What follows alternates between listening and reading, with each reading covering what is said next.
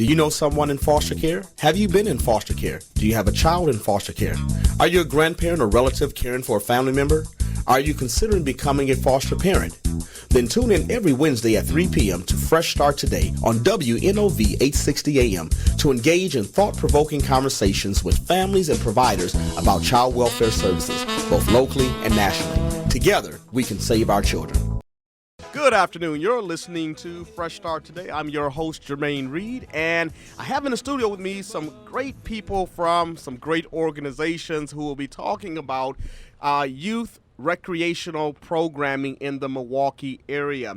I have with me from the Children Outing Association Youth and Family Centers, Mr. Joe Trevino, and he is the Director of Programs. Mr. Trevino, it's great to have you on the show today. Thank you for having me. Then we have Ashley Harrell. And Ashley Harrell, your role is that you are a Center Director for the Burke Early Education Center. A Center Director for the Burke Early Education Center. Burke Early Education Center. Burke Early Education. I just messed it up again, but y'all heard what she had to say. Okay, then we have Mr. Andre Good. He's from the Boys and Girls Club of Greater Milwaukee. He is the Vice President of Operation and Programs. We want to welcome you all to the program today, and if we have callers out there who would like to join in this conversation about the importance of youth recreational programs in our community, you can call us at 414-444-5250, 414-444-5250. A couple of announcements I'm going to make before we get into this conversation. One is July is National Mental Health Month, so I'm sure there's a lot of activities going on in the community around mental health, and we'll make some of those announcements toward the latter part of the program. There's also a Victory Over Violence Peace Rally coming up on July 11th, and you can get more details about that rally by calling 414-333-3372. There will be a march and a resource fair on July 11th, marching from Martin Luther King Drive and Walnut Street down to Dr. King Elementary School on July 11th, gathering at 9 o'clock. The march will be 10 o'clock, and the resource fair starting at 11:30. There will be employers there, recreational youth programs, a number of activities for the children and the entire family. And some of those sponsors are the New Pitts Mortuary. And listen, they're doing a lot of great things to help improve the quality of life for those who are living in our community. They're not just into burying folk, but they're also trying to improve the quality of life while we're still here. So we want to thank GSI General Construction as well as Mario Dickens Creation. So we're talking about youth programming in our community. Now, give me a little bit about what it is that your programs do, some of your target focuses, and we'll start with Joe. Joe, tell us a little bit about Children Outing Association Youth and Family Services. Well, thank you. COA started back in 1906. I've been around for a long time. Really work with children, teens, and families to reach their greatest potential through education, recreational, social work type of programs. And social work type of programs, what do you mean by that? Well, we do some family programs. You do some family programs, like what? We have two family centers, one at River West and one at the Golden Center, where families can come in with their kids 5 and under. Okay, so the Golden Center is located where? Golden Center is located on 23rd and Burleigh. 23rd and Burleigh. That used to be the old police Pals, yeah, Pals building, okay, right above the old Moody Pool in that area, on that block. Okay, but then you said the River West area. Where exactly is that? That is at 909 Garfield. 909 West Garfield. Okay. East Garfield. East Garfield. Oh, yeah. Okay, right there when you're going down by the lake in that area. Exactly. Okay, great. So that's at the River West location, and the Golden Center, you offer social work or family engagement types of programs, youth programs, and we also do early ed programs. Okay, great. So we really service, toddlers or young kids all the way up to adults. So we really do a lot of the wraparound services. A lot of wraparound services. Okay. And Mr. Good. Yes. Your program. So we are with the Boys and Girls Clubs of Greater Milwaukee, and just happen to be the largest Boys and Girls Clubs in the country, actually. We've been around since 1887, and we do lots of programs for young people from the ages of 5 through 18, everything from the traditional sports and arts, but we also more recently have gone more down the education path, character and leadership, adolescent and holistic health, a number of different programs which are really geared towards helping our young people to reach their greatest potential. Okay, so you said you're the largest Boys and Girls Clubs in the country. That's correct. Largest network. So we have 43 different locations. So we have 6 in Milwaukee. In Milwaukee. So 6 what we consider legacy locations or brick and mortar locations where we run and operate the facilities. And then we partner with 37 different school sites as well, where we will run their after school programming during the school year. And in the summer, we're open full day for our summer camp programming. So the Boys Club, which was formerly, or the Boys and Girls Club, which was formerly the Boys Club. That's correct. That was started by John Collins back in 1860. Yep. So he started back in 1860. You all started your operation here in Milwaukee in 1887. And now you're the largest Boys and Girls Club network in the country. How did it come to be? How did that evolve to that point? How did we become the largest? That's a great question. I think one of the things that, so our previous CEO, who is now with the Boys and Girls Club's national organization, he saw a need throughout the city. So he knew that we were doing great in our 6 locations, but he saw that there was an opportunity. And when we looked at the value proposition, because we didn't have the cost to actually run the buildings, we connected with first of all with Milwaukee Public Schools to say, you have these buildings that are sitting empty day after day. How can we continue to work with your youth so that we can, the direction that we're going now is to try and make it so that it's a continuous learning day or a seamless learning environment. And that's really the goal and what we're shooting for now. Right. So now, do you partner with some private schools? I'm hearing MPS Our Avenue. I'm hearing some of these other, Sure, absolutely. sites. Okay, and what are some of those sites? And so we have private schools as well. So Milwaukee Collegiate Academy. Okay. We work with St. Joan Antietam. Okay. We work with Destiny High School, Wow. Urban Day. So we have some non-MPS schools as well that we partner with. What about over there, Children Outing Association? Yeah, part of our youth development strategy is we have the Golden Center and then River West, which focuses on working with youth 7 to 18. Then we have 7 CLCs, community learning centers, and we have Riverside High School. We have Lincoln Center of the Arts, Our Avenue, Hopkins Lloyd, OW Homes, Westside Academy, and Dorfler. So Dorfler's on the south side. Okay. And again, the idea is that kids don't have to leave the building. We can program with them right at the end of the day, so it really becomes an extension of the school day. Okay. So let me ask you this, because I was reading a document, I believe it was connected to the Boys and Girls Club of America, and this may be old data, but it was indicating that there are about 15 million children who are pretty much unsupervised after school hours. Sure. And approximately that's in America, that's national data, 15 million, but approximately 4 million of those children are actually engaged in programming specifically with the Boys and Girls Club, and I imagine some other millions are connected to programs like COA and such throughout, the community and throughout the nation. How do you create safe environments for these children, safe educational environments for these children, or is the Boys and Girls Club, COA, just about recreation? It's just about fun, or is it a combination of things? That's a great question. When I talked earlier about a seamless learning environment, when you talk about safety, one of the reasons that we want our young people to stay right into the schools and to actually use the Boys and Girls Clubs as a portal to that after-school space is because we don't want them going to the corner store to grab a bag of chips and happen to be in the line of fire with that errant bullet, if you will. We want to keep them in the building. We want to give them homework help, homework support. We have mentoring. We have tutors. We're being very intentional now in the way that we approach our academics. We recently hired a chief academic officer, and her charge is to make sure that we really are creating that seamless learning environment. So it's, yes, there is the traditional gym and swim of days past, but certainly as we look to the future, we realize that we can certainly be a real benefit to all of the learning institutions in the community as long as we're intentional in our approach. Okay. Yeah, I would, great question. Kids come to our centers, our campuses, and school sites because they feel safe. I mean, it's a safe haven. It's a positive place for kids. Parents can feel good about that. They're spending 3-4 hours with us.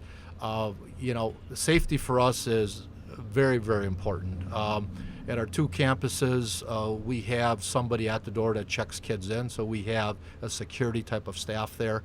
We make sure that staff get ongoing training throughout the year. And our kids are put into groups, and we rotate them from activity to activity. And, most of the kids, the sports and athletics is, that's what they want to do, but we make sure that they hit the computer lab, the art room, they do their homework, that they get the educational stuff. And then really the sports is really kind of the carrot at the end. Okay. And it works out well. Sure, and certainly, I would say the statistics show, I know with the Boys and Girls Clubs, and I'm sure with COA as well, that the more young people are engaged in our program, the less likely they are to be involved in risky behaviors, to be connected with the police or law enforcement, and the more likely they are to actually graduate from high school and go on to further their education. I was going to talk a little bit about some of the benefits of children being involved in your program, and we're going to get into that a little bit deeper because there were some amazing statistics that I came across in your 2013 annual report, and I'm sure that COA staff, that they have some highlights from their programs in terms of outcomes. Sure. But you talked about a seamless learning environment, a seamless educational learning environment for children.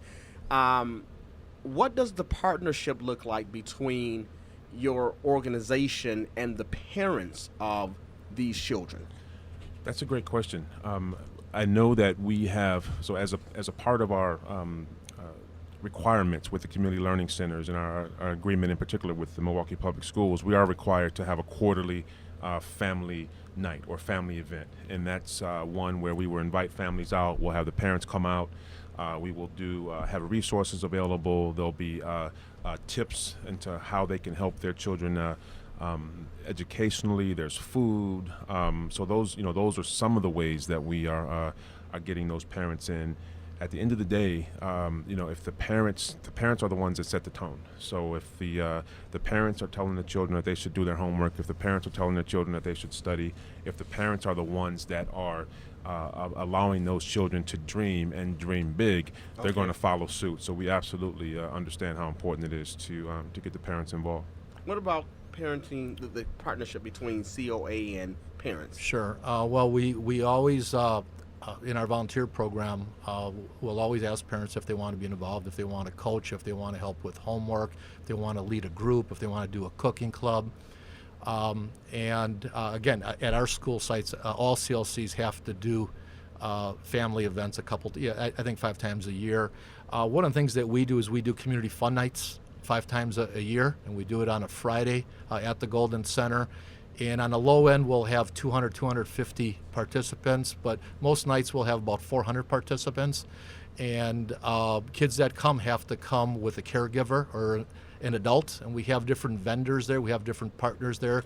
We have food. We have childcare for their younger kids. It really focuses on parents getting involved with their kids on a Friday night. On a Friday night. Yeah. Okay, now let me ask you this, because you said something really important, Andre Good, and that was that parents set the tone. Parents are leaders, and parents have to encourage their children to think big, to dream big, promote the importance of academic success, Sure. So that you all are supplement or you support what parents are doing. But let's look at parental engagement and involvement. One, are there voluntary opportunities for parents, to work with your programs? And two, what does parental engagement actually look like? Because I know there are some challenges, with MPS, with just regular, throughout the regular education year, there's problems or challenges with getting parents involved. Sure. Volunteering. Do you have some of those same barriers? And if so, what are some of your strategies or techniques to overcome those barriers and engage those parents fully?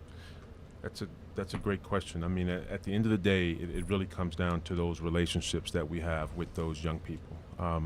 If there's an event that's happening and that young person wants mom or dad to come out and meet Mr. Tommy, then they're going to grab mom and dad by the belt and say, come on in, you have to meet Mr. Tommy because he introduced me to spoken word. He showed me how to play basketball. You know, he's the one that's helping me prepare for my ACT. So I think so much of it is that relationship that you have with that young person. We are trying to be more intentional than we have in the past, frankly, as to how we engage parents as part of our strategic plan going forward. Historically, with it being the Boys and Girls Clubs, we've dealt more with the children. However, we have come to realize that at the end of the day, we need the support of those families, and we need to know how we can support that young person, and oftentimes that's because of that relationship that we're developing with that parent as well. Yeah, we encourage parents to get involved. We have a group of seniors that come a couple times a week during the day. Okay. Which is really neat because they can come in and they can go in our teen center. They can play board games. They can play cards. They can. So it's intergenerational. It's intergenerational where we bring in, some of the seniors, and some of them will stay and talk to the kids, which is really, really important. Wow. And then again, at our family resource centers, these are moms and dads that come in with their youngsters 5 and under, and they do art projects. They'll eat together. Some of the parents can get help working on their resume on a computer. So parents can get support. Right. So we'll get a lot of parents into our family resource centers. So this is very family-focused programming. It's not just serving children; it's also reaching out and supporting families and getting them engaged. Now let me ask you this, because unfortunately, in communities like Milwaukee, urban centers across this country, there are parents who are missing in action, MIA. You know, there's a lot going on. And child welfare becomes the community parent or the guardian, of these children. And a lot of these youth, and we know this by running a foster care agency, a lot of the youth who have come through our programs and programs like ours will heavily utilize the services of COA, as well as the Boys and Girls Club, the YMCA, Houghton Youth and Family Centers, a number of programs, recreational programs. When children's birth families or birth parents are not engaged, you talk about building a relationship with children. Do you all take that in consideration when you look at the composition of the population of children that you're serving? Do you all take that in consideration, and do you have different techniques or strategies in terms of how you reach one population or group versus another population of children who come through your doors? Well, I think it's, and Andre touched on it a little bit, I think it's about building trust when a family comes in, or a caregiver comes in, or a mentor, or a mentor, somebody from a group home comes and tours. They get to know the staff, but I think the big difference is the relationship that the staff build with the kids on an ongoing basis. That's what gets them to come back, because they feel good, they feel safe, and they know that they have a trusting adult. And for many of our kids, some of the staff become their mentors. Right. And when that happens, you can have the nicest building around, but for me, it really comes down as the staff that you have. And are they making an impact on the kids? And, kids are smart. Kids will see right through staff, especially teenagers. So we make sure that our staff are well-trained, that they're in touch with the kids, that they're engaged with the kids, and that they're interacting. Not, here's the ball, go play. Gotcha. And we do it in a group work type of setting. And we make sure that our ratios are 15-1, maybe 17-1, so that it's manageable. Okay. Okay, because we want good coverage. Gotcha. For just safety and supervision. No, that's a great point. And I know at the Boys and Girls Clubs, one of the things that we really want to do is help engage those children in some of our leadership and character development programs. We also know, especially with the teens, that they're interested in driver's education. So we try and, those that are interested in driving, try and get them involved in that arena, try and help with jobs. This year we have more than 300 youth that are participating in our jobs programs. ACT preparation, really try and work with those young people. Number one, kind of survey them and figure out what their needs are, and then try and determine how we can really support their efforts. All right, we're going to take a break. On the show today, we have Andre Good, who is the Vice President of Operations and Programs from the Boys and Girls Club of Greater Milwaukee, and we have Mr. Joe Trevino from who's the Director of Programs over at COA, and Ashley Harrell. We'll be back right after this commercial. Stay tuned to Fresh Start Today. Do you know someone in foster care? Have you been in foster care? Do you have a child in foster care? Are you a grandparent or relative caring for a family member? Are you considering becoming a foster parent? Then tune in every Wednesday at 3 p.m. to Fresh Start Today on WNOV 860 AM to engage in thought-provoking conversations with families and providers about child welfare services, both locally and nationally.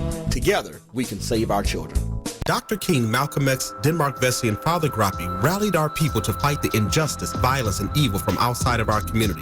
Now we need 21st century peace ambassadors to rally us on resisting the senseless violence and evil that's happening within our community. Did you know that according to the CDC, homicide is the leading cause of death of black males between the ages of 15 and 34? Meaning, by the time many of our sons enter 2nd and 3rd grade, they have reached middle age. What will it take to reduce violence? Quality parenting and moral citizens standing together. We are inviting every person whose lives have ever been touched by violence to stand together at the Victory Over Violence Peace Rally on July 11th at 10 a.m. The rally will host a resource fair and a 1-mile march from Dr. King's statue on Walnut and King Drive to MLK Elementary School. Free vendor tables available. For more information, call 414-333-3372. That's 414-333-3372. Do you know what Nelson Mandela, Andrew Jackson, Malcolm X, and Steve Jobs have in common? Each of these individuals were world leaders who were once in foster care. We often hear about the road from foster care to prison, but did you know there's another road from foster care to a world stage? Fresh Start Family Services is looking for adults to become licensed foster parents. Every child needs a caring adult in their lives. Wouldn't it be great if you could foster or adopt the next world leader? For more information on how you can become licensed with Fresh Start, please call 414-351-1100. That is 351-1100. It's a great afternoon at Fresh Start. You're listening to Fresh Start Today. I'm your host, Jermaine Reed, and we're talking about youth recreational programming in the Milwaukee area. We know that there's a lot of youth out here that really can benefit from being involved in programs like the Children Outing Association of Youth and Family Services and the Boys and Girls Club of Greater Milwaukee. Both of these programs have been a staple in our community for some decades. And so we were talking about the relationship component of building positive relationships with these youth who come in to your programs. And we know that I think the national report for the Boys and Girls Club had mentioned around 4,000 children walking through 4 million. You service 4 million children in your programs. What are the numbers looking like for COA, Joe? Well, just for youth? For youth, and yeah. Well, just for youth between our two campuses, between our Golden Center and River West, unduplicated. Okay. We served a little over 1,200 kids last year. You did? Okay. Yeah. 1,200. Okay, and And at the Boys and Girls Club, so we have every day coming through the turnstiles more than 5,000 young people daily. 5,000. And what is their age groups?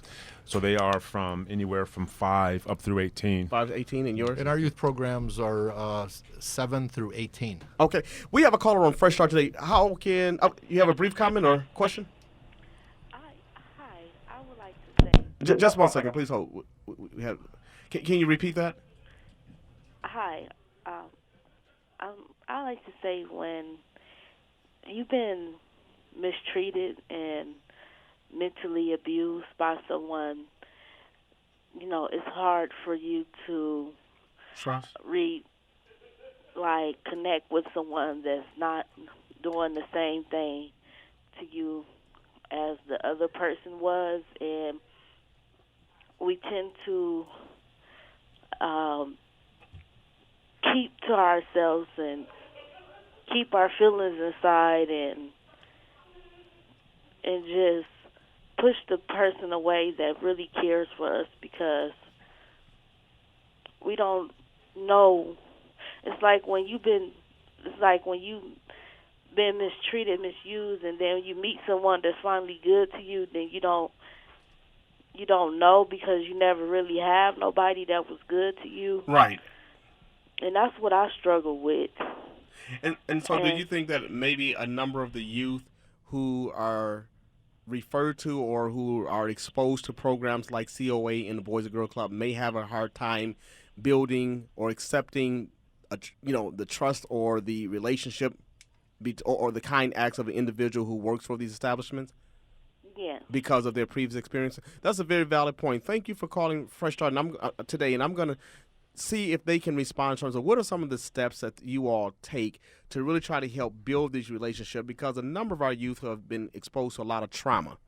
And particularly the foster care community where I've talked about, a lot of these children are coming in because of abuse or neglect, and by the abuse happens at the hands of people who, their primary caregivers, who they should have trusted. Yep. But that was violated. And so at their core, they're wounded, they're damaged. Yep. What steps do you all take to kind of really support that individual and at their pace? That's a great question. One of the things, I'll start out by saying training. So one of the things that we implemented recently was training in that social emotional learning space, where we are training our staff to better understand different signs around, whether it's trauma-informed care. Adverse childhood experiences is another term that one will hear, but all of our staff members that reach out and connect with our young people.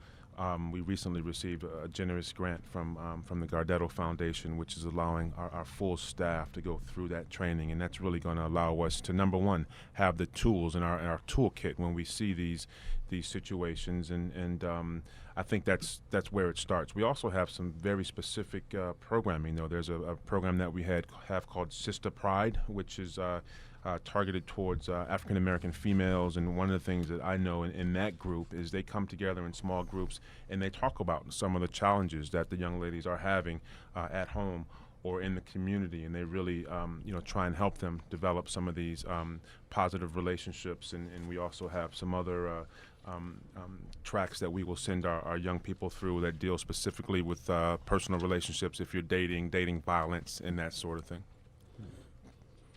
Yeah, we do a lot of professional training just about things to look for in kids. And, a lot of times, again, when staff are working with the kids, some kids are very quiet, some kids are very outgoing. It's, there's just certain signs. And again, because we're an after-school program, we don't want to, you want to be careful. And, because you want them to continue to come. And, when they feel comfortable and they feel trusted, some of them will open up. So are these youth just walking through the door, or do they typically come in with a caregiver, with a mentor, with some other adult that's supervising them, or do you see a large number of these children we're home alone and we just looking for a place to hang out, and this is a safe place and this is where we congregate? What are you seeing? Well, for the younger kids, we'll see a lot of parents. We'll see a lot of parents that will bring them out. There's some paperwork that has to be filled out, a registration.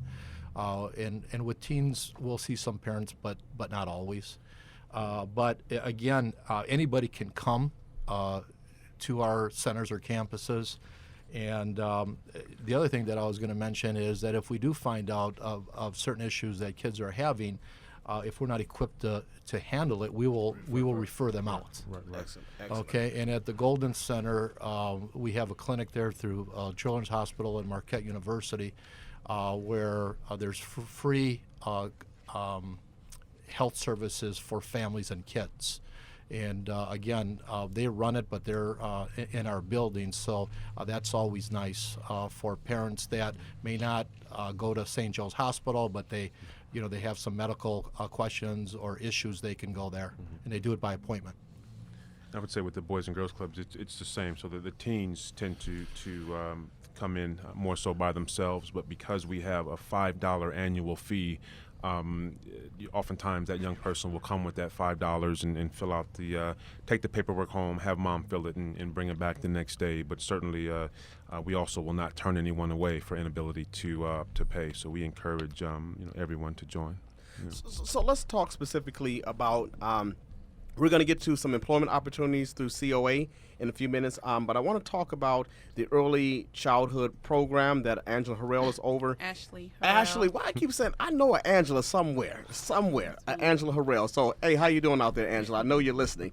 But Ashley Harrell is with us today, and we'll be talking about your early childhood education program, and I know that the Boys and Girls Club have something similar to that called Sparks, right? Yep. But what I want to know is for the parents who are listening, whether they're adoptive parents, foster parent, birth parents, and they have children between the ages of 5 and 18, how could their child benefit specifically from being enrolled at COA or the Boys and Girls Club? I know there's a lot of national data that talks about self-esteem, lower teenage pregnancy rate, increased graduation rate, so on and thus forth. Can you all talk a little bit about that? So specifically for this, our program caters to families who have children from 6 weeks to 6 years old. And which program is that? The early childhood education. So we have 2 locations. Originally there was River West, which is located at 909 East Garfield, and River West Early Education Program also caters 6 weeks to 6 years old. So ironically, after a staff meeting, we decided to talk about some people who worked specifically at Golden, who at first only had the preteen and teen program, noticed that a lot of families would walk in with little ones saying, do you have an early childhood education program? We heard great things about River West, how it's a 5-star NACE accredited and 5-star Young Star. We would want those same things in a Miami resident or the 53206 zip code. So our executive, Tom Snyder, decided to, give it a try. If it makes sense. If we're catering to the families who are on the Lower East Side, who are middle income range, then why are we catering high quality early childhood education to families who are low income and below, severely below the poverty line? So our families benefit from what is known as a holistic approach. Not only do we cater to the child, we cater to the mom and the dad that walks through that door, providing them with resources. Our classrooms are play-based classrooms. Okay. We have structured curriculum. We have assessments that will assess the children when they walk through the door, checking out the milestones. If you have a 6-month-old, your child should be sitting up or trying to hold their head up. If we notice your child doesn't show those milestones or not reaching those milestones, we'll definitely work with the parent to refer out to a birth to 3 program that will come in. Can be an occupational therapist or a speech pathologist will come in and work with the child depending on what the needs of the family. We also are in partnership with Next Door Foundation for our Early Head Start CCP, which is Early Head Start Child Care Partnership. And what Early Head Start allows us and works beneficial to foster parents is if you are a foster parent, you automatically are approved to put your child in an Early Head Start or a Head Start program. I know a lot of foster parents don't know that when they come in a row, all you need is your documentation. You're automatically approved for that program, so your child can have somewhere safe to learn. And so you mentioned the early childhood education learning centers. Mm-hmm. You also have a program called HIPPY, which stands for? Having involved parents of preschool youngsters. Home instruction of preschool. I'm thinking of HIP. No, HIP is, we used to have HIP. HIP is having involved parents, which was a PTA kind of program for schools that we had partnerships with. So HIP came from HIPPY, but HIPPY is home instruction for parents of preschool youngsters. And so what HIPPY does is there is a evidence-based curriculum where parent partners works with a parent specifically once a week, go into the home and work through this curriculum that has 5 domains: science, math, language arts, reading, and fine motor skills. So HIPPY is an in-home service. Okay, go ahead. And so what the parent partner does is works with the parent on the curriculum. Now, we have parents who say, like, well, I don't need you to tell me what, how to teach my child. I already know how to teach my child. But this curriculum is so easy that the parent partner actually role plays with the parent. So the parent can become more comfortable with getting on all fours and barking like a dog, or taking Cheerios. And when I say get on all fours and barking like a dog, that's an activity. So it might be a book that you read about a dog, and the parent, so they're acting it out. Okay, they're acting it out. Dramatically. It's definitely dramatic play, allowing the child to use their imagination to be more social and emotional development in those areas. Taking Cheerios out of your kitchen and just spreading them on the floor and counting them out to 100. It also allows parents to be more involved in their child's academic life, to know what it is to mean, what does curriculum mean. When a teacher talks to a parent at a parent-teacher conference and say that we're doing this curriculum, some parents are very standoffish because they don't understand what curriculum means. They don't understand the social and emotional development of what a second grader should know or what a K-5 student should know. So it actually empowers the parent to be more confident in going into those parent-teacher conferences and being knowledgeable. Okay. So that sounds great here, because I never knew that you all offer that service, but I know on the national level, the Boys and Girls Club also offers some in-home supportive services as well. That's right. But, And go ahead. Go ahead. And I was going to say, and locally, we have a early literacy program called Spark, where we have more than 500 young people that are impacted daily at 11 different schools that we partner with. Okay. Where we have one-on-one tutoring that takes place through our AmeriCorps service members. They come in, they work with the young people during the day on very specific techniques around early literacy, and then they will continue with those same individuals at our COC or at our after-school program. And I think that's really important, and I always, kind of focus on the foster care piece, because that's the population that I work directly with, and I know that based on national statistics, foster children typically are functioning, many of them are functioning 2 to 3 grades below their grade placement. They present with some very serious emotional issues that are going on, learning deficits as well. And a lot of this is connected to the trauma that was going on in their birth family or family of origin, and maybe perhaps education was not a value or something that was at the forefront because you had all these other issues. Absolutely. So to hear you say that you have programs like Spark and the your hippie program and your Early education centers. early education center is very important to really help get these children on target. And so, for every foster parent that's out here listening, they really do need to connect with these programs, because that's going to help them. But also birth families who are maybe in the reunification process, to find out what resources are in your community and connect with them. What I want to talk about, and you know what, actually what I'm going to do today, at the end of this show, I'm going to give away 2 tickets to the Fantasia show is coming up. These are 2 tickets that I'm giving away personally, and her guests will be, I found out today, Mr. El DeBarge and Raheem Devine. I believe it's Raheem Devine that's going to be with her, and that's going to be on September the 13th. But we're going to give those tickets away at 3:55, and in order to get the tickets, not only do you have to be caller number 10, but you will also need to attend the Peace Rally to get your tickets on July the 11th and bring 5 people to march in the rally with you. All right, so you can call 414-444-5250. So when you hear El DeBarge, what's that song? I Like It, then you know you got to be... All This Love? Are we going to do All This Love today? All right. So when you hear that song, I want you to be caller number 10. So let's go back to talking about youth programming. Now, the benefits. So we can get in-home support. We can access Hippie. We can access Spark. We can access the Early Childhood Development Program.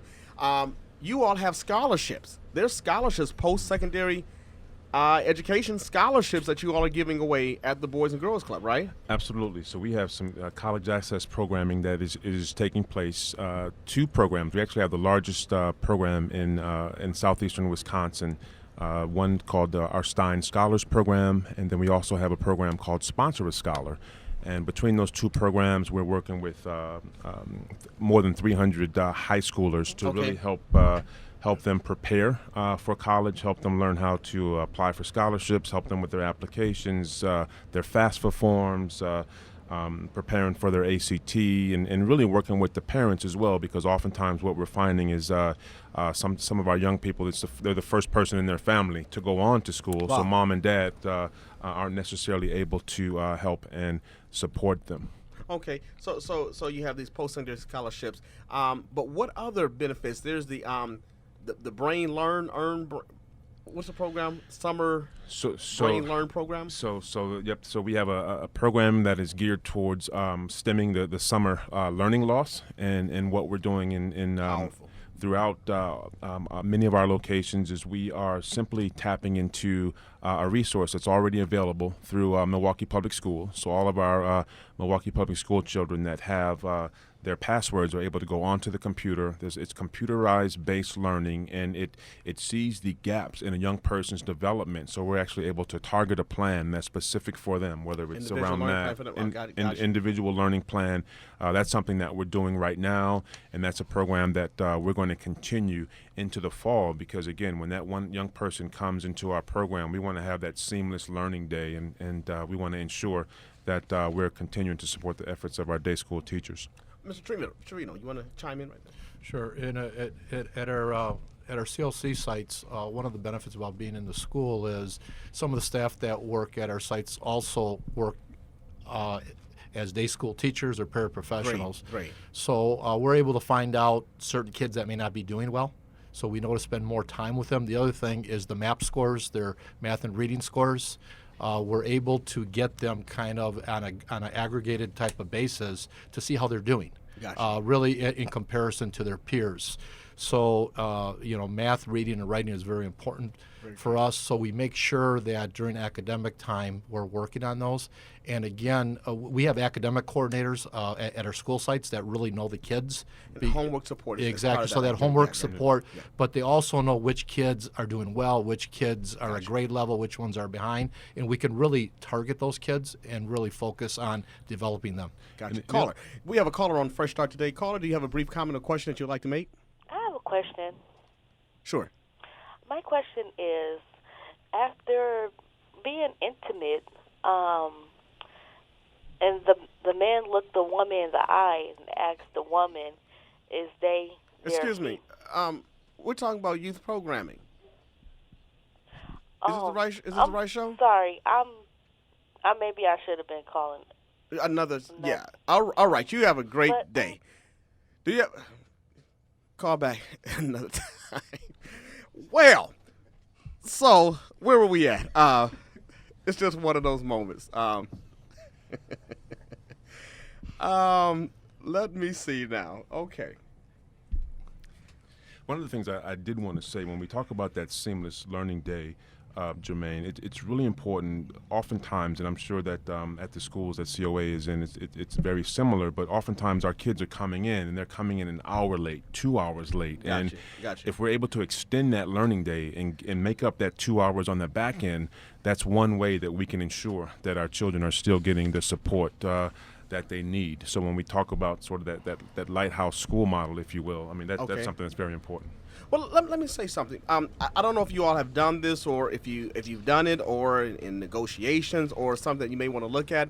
But given that I'm from the foster care community, and I don't know, is COA a national or just a local organization? Local. It's local, and you're national. Have you all had any formal relationship between your organizations and the child welfare community, whether that is the Department of Children and Families or whether that's the U.S. Department of Health and Human Services, because of the population of children that service in that community who could really benefit from the services that you all are offering? Is there any kind of ongoing conversation or formal agreement? You know, that's a great question. I wouldn't say that the conversations have been formalized, but I know that we do have young people that will come from different foster care, homes or even different facilities that we certainly work with on a day-to-day basis. So it's very important that we respect those young people and treat them the same way that we would anyone else in the family. They have the ability to take part in all of our programs, and it's actually been. I think it's really helped us to really learn from those young people, frankly, because they have a resilience that is like none other. Absolutely, Yeah. Wow. absolutely. Yeah. So you know what? Let's talk briefly. We're going to go to break after this, but I would like to know about what is the admission criteria to your programs, if we can talk about admissions, and then also the employment opportunities that COA has available, and hopefully we can get folk who are listening to the program to participate in the Peace Rally, and then enjoy some of the vendors and recreation that will be offered, employment opportunities, as well as youth and family programming.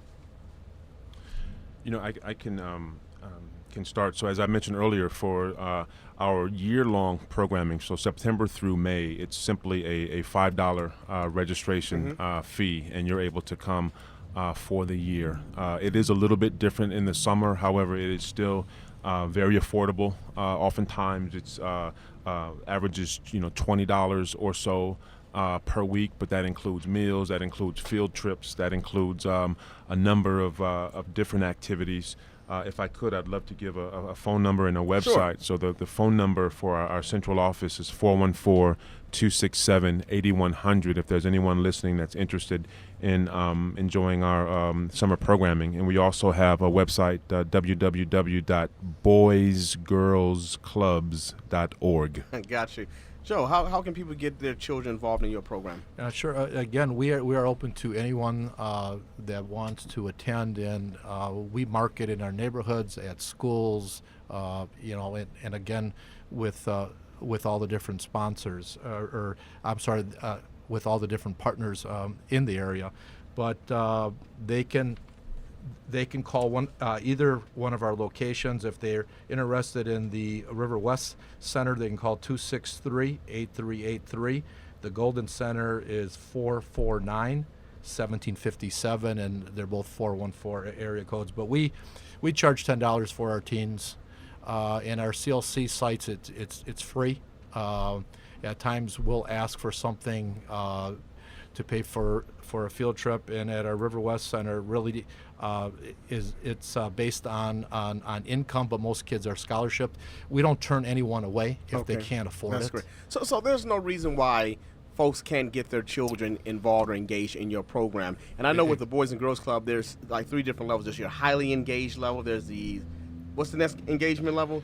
So we have highly engaged, those that are coming multiple times, 3, 4, 5 times a week, and then we have some that may come Engaged members. engaged, and then we have others that may step their foot in the door, and they're coming not so frequently. But in total, we have 40,000 plus members that are actually on our rolls. 5,000, however, are the ones that are coming through those turnstiles every single day. And those are the ones that can really get the most benefit from being in your programs, those who come on a very consistent, regular basis. And that's really important for parents to know, because they can look forward to their children, being prepared for college, getting the support they need in that area. They can also learn engagement as citizen, good citizen skills, good character, which is really important, because I think in the time that we're living in, a lot of people talk about how youth lack empathy, but being involved in these programs will help build their character. We're going to go to break, and when we come back after break, we will be hearing from Joe Trevino regarding the employment opportunities that they have over at Children Outing Association Youth and Family Services.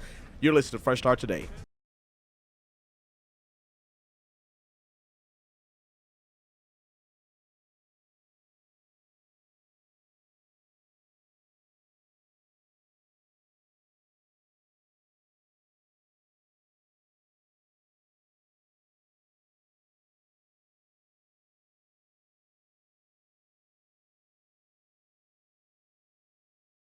That was our friend right there, Mr. L. DeBarge. It's been a couple years since I've seen him, but he still sounds the same. He did a great show in Milwaukee 2 years ago. So, caller number 10, you can win 2 tickets to see Ms. Fantasia Barrino with her special guest, Mr. El DeBarge and Raheem Devon, by calling 414-444-5250. Now, let's talk about your programs, COA and the Boys and Girls Club. Now, you all have been around for ages and eternity, and you all have employed youth, I guess some parents as well, volunteer opportunities. But over at COA, you all have some learning opportunities, some employment opportunities. Can you talk about that, Joe? Yes. In fact, and I haven't mentioned it yet, but we have a camp that's in Allman, Wisconsin. It's about 200 acres, about 140 miles away. But we have camp sessions where we send kids for basically 2 weeks at a time. In fact, our next session is July 5th, so it's coming up. And then we have a third session starting July 19th, and then in August we have a 1 week session. But at our camp, we do have a couple counselor positions available, which means that they would live out in Allman, Wisconsin, and they would get paid a stipend. Okay. And now the good thing is their lodging is taken care of, and they don't have to pay for any food. So we have some opportunities there to hire staff. But I also wanted to bring that out just if it's a great experience for kids to go for 13 days out in the woods and really learn a lot about the camp environment, learn social skills, sportsmanship skills, just really get away from the city. And then at our River West and Golden Center, we have some summer positions. which are called group leaders, and I think one is a coordinator. If you're interested, all you need to do is go to our website, which is www.coa-yfc.org, and all the job listings are there. But we do have some opportunities that are available there. And then I'm going to turn it over to Ashley. She's going to talk about some opportunities that she has at the Burke Center. Great. Okay. So the Burke Early Education Center is scheduled to open August 3rd. They are finishing up construction as we speak, and we are hiring for teachers, assistant teachers, men and women. We would love to see more men in the classroom working with the youth as well. So if you are qualified or have your credential or degree in early childhood education, definitely send your resume to hr@coa-yfc.org. In the subject line, make sure you put assistant teacher or teacher. There are also opportunities through MACC, who just received funding for a blueprint grant. If you're interested in getting your Infinite Tyler credential, which is 12 credits, you can apply there. And if I could, Jermaine, we Sure. are always looking for talented individuals. So certainly, if you were to go onto our website, and I'll reiterate that, www.boysgirlsclubs.org, we have more than 600 employees currently, and certainly there is from time to time turnover. So if someone's interested in joining a dynamic organization, please give our website a look. Well, the Peace Rally is coming up again on July 11th, and there will be vendor tables, so we definitely want to extend an invitation to both of these great organizations, the Boys and Girls Club and COA, to have a free vendor table and maybe present some current opportunities for families in the community that may not be aware of what it is that you all are doing and have to offer. So again, thank you all for coming on the show. But the last question that I want to ask you, in terms of diversity, the ethnic composition, the financial composition, or the SES, the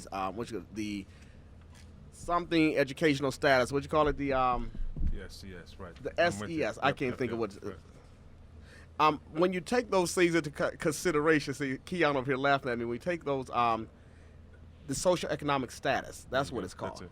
A little slow today. This Wednesdays are always slow. We're going to move the show to Thursdays. But the SES, when you look at the diverse population of folks that you all are servicing, I know the Boys and Girls Club service folk on the reservations. So when you're in different communities, are there certain things that you all take in consideration in terms of that you need to be sensitive about, or that you need to make a priority when reaching out to those particular individuals? That's a great question. And as far as our makeup, so currently we're 67% African American, but we also have 22% has Hispanic or Latino and 6% Caucasian. So when we look at our offerings, absolutely, we have one of our anchor clubs on the south side, our Don and Sally Davis Club, which is has a large Hispanic population, and we have tailored our programs to ensure, I mentioned Sister Pride earlier, that we have, well, on the south side, we have Senoritas in Action, which shows that we want to make sure that we're also being culturally sensitive. Okay, so very inclusive programming. That sounds great. We want to say congratulations to our winner, Miss Robin Dorsey. Thank you for listening to the who? Mr. Rob. Oh, I couldn't read his writing right. I'm sorry. Mr. Dorsey for winning the 2 tickets to see Miss Fantasia on September the 13th. We will be in contact with you very shortly, and we'll also see you at the rally. Joe, Ashley, Andre, thank you for all being on the show today. Thank you, Keon, and we'll be back on Fresh Start Today next Wednesday. Stay tuned. Thank you. Thank you. Thank you.